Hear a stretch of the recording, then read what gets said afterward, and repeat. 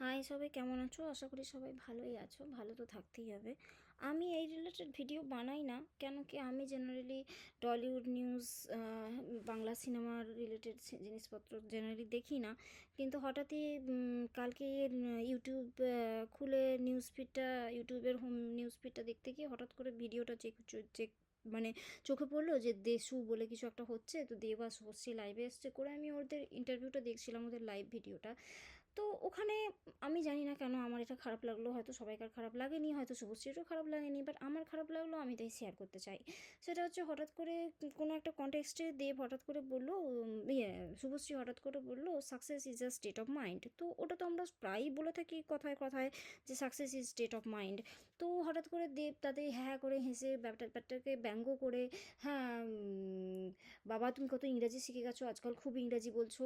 তো এটা একটা এত এত দর্শক, প্রচুর দেব শুভশ্রীর ফ্যান আছে, তারা দেখছে, এত এত দর্শকের সামনে এরমভাবে কোনো একটা মহিলার কোনো একটা কথায় এরমভাবে হ্যাঁ হ্যাঁ করে হেসে ব্যঙ্গ করে, হ্যাঁ তুমি আজকাল খুব ইংরাজি বলছো, এই ধরনের কথাবার্তা বলা মানে তো তাকে ছোট করা আলটিমেটলি সবাইকার সামনে, দর্শকের সামনে। এবং এগুলোকে ভালো ভাষায় বলতে গেলে মিসোগাইনিস্ট বা এই ধরনের ছেলেদের মেল শোভিনিস্ট বলা হয়। তো দেব একটা পাবলিক ক্যারেক্টার, একটা বাংলা সিনেমার আইডল বলা যেতে পারে, প্রচুর ইয়াং জেনারেশন তাকে দেখে, তাকে আইডল করে, তার এই ধরনের কথাবার্তা এত দর্শকের সামনে আমার তো মনে হয় না বলাটা ঠিক হয়েছে। এবার আমি জানি না তোমাদের কি মনে হয়, হয়তো শুভশ্রীরও খারাপ লাগেনি বা খারাপ লেগেছে, ও ব্যাপারটাকে হেসে হালকা করে উড়িয়ে দিতে চাইলো, বা ডিপলি হয়তো ভেতরে হার্ট হয়েছে।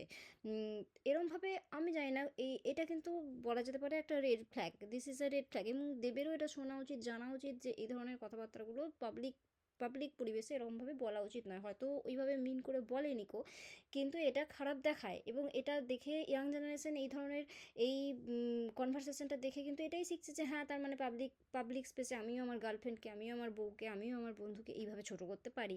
হ্যাঁ, তুই আজকাল খুব বড় বড় ইংরাজি কপচাচ্ছিস করে আমি বোধহয় করতে পারি 10টা লোকের সামনে। হ্যাঁ, সে যদি ইংরাজি কপচায় তো তুমি তাকে আড়ালে বলো যে তুই আজকাল খুব বলছিলি, তো সবাইকার সামনে নয়, তার সঙ্গে আড়ালে যখন কথা বলছো তখন বলতে তুই আজকাল খুব ইংরাজি বলছিস, তাকে তুমি বলতেই পারো আড়ালে, যখন আর 5টা লোক নাই সামনে। কিন্তু সবাইকার সামনে এভাবে বলা মানে তো তাকে ছোট করা, ওটা তো এক ধরনের ছোট করা। This is a red flag, you can say that.